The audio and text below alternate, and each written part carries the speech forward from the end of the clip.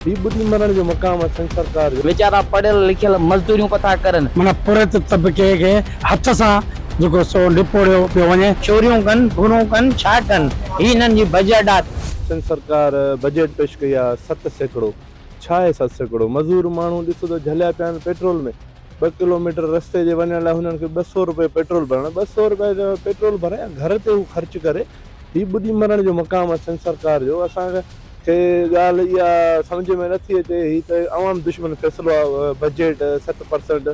हाणे ॾिसो था वञो टाउननि में चवंदा बजट कोन्हे हॉस्पिटल वञो दवाऊं कोन्हे। अॼु ताज़ो जामशोरी में क़तल थियो आहे कादर लाखेर मज़दूर पहुरे था सिक्योरिटी इंचार्ज उन लाइ मेडिसिन कोन हुयूं चवनि था बजट कोन थी आहे हीअ क्लोजिंग जा महीना लॻाया पिया पोस्टमार्टम जो सामान कोन्हे हॉस्पिटल लानत आहे सिंध सरकार ते। पाणी जामशोरे में खोट दवाउनि जी हिते खोट असां वटि बिजली डिगियूं लोड शेडियूं। बजट जेको आयो कहिड़े कम जो न आयो। तव्हांजो पेट्रोल ॾिसो उहो ई महांगो लॻो पियो आहे उहे ई फैक्ट्रियूं बंदि लॻियूं पियूं आहिनि नौजवान दर बदर लॻा पिया आहिनि हॉस्पिटल में वञो त दवाऊं कोन्हनि घुरूं था दवाऊं काॾे वयूं चवंदा बजट आयो कोन्हे। बजट आयो त आयो वियो काॾे असांखे त का ख़बर ई कोन थी पए।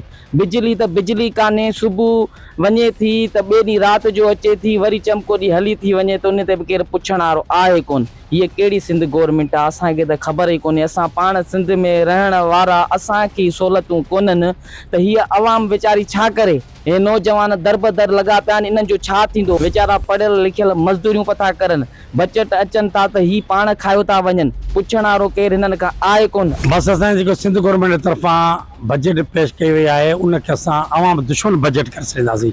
उन में ग़रीब पुरत मज़दूर तबिको आहे माना पुरत तबिके खे हथ सां जेको सो निपोड़ियो पियो वञे त जॾहिं मुल्क जी माशी जी हालत आहे पुरत तबिको आहे जॾहिं तव्हां उनखे बजट में तव्हां उन सिरे में इज़ाफ़ो नथा कयो हिननि सिर्फ़ु ई पंहिंजी जेके करप्ट जेके ऑफिसर आहिनि उन्हनि लाइ बजट रखियो अथनि जिन्हनि खे खाइण में आसानी थिए। अॼु तव्हां ॾिठो त तलके अस्पताल में बि डेथ बॉडी जी पई आहे उनखे 4 कलाक थिया 4 खां 5 कलाक गुज़री विया हुनजो ऑपरेशन इहो पोस्टमार्टम जो जेको सामान कोन्हे ही वरी न हली आहे वरी माना छा चइजे त ॿुढी मरण जो मक़ाम आहे। पर हिननि खे इन ॻाल्हि जो माना एॾा बेहया थी विया आहिनि जो हिनखे इन ॻाल्हि जो शर्म ई कोन। सिंध सरकार जी जेकी बजट आहे हू बजट बिल्कुलु न आहे। वज़ीर आला सिंध मुराद अली शाह जेको पंहिंजे ज़िले जे नौजवाननि खे कुझु न ॾेई सघियो त हू छा ॾींदो सिंध खे छा ॾींदो जेको पंहिंजे डिस्ट्रिक्ट खे न ॾेई सघियो। मुराद शाह मुंहिंजी नज़र में नाइल वज़ीर आला आहे। ही कहिड़ी बजट ॾिनी आहिनि। हिन में साइड एरिया जूं तमामु कंपनियूं बंदि पयूं आहिनि ऐं कंहिं मक़ामी माण्हू खे रोज़गार नथो ॾिनो वञे। ही हिननि जो बजट आहे सॼो बंदि पई आहे।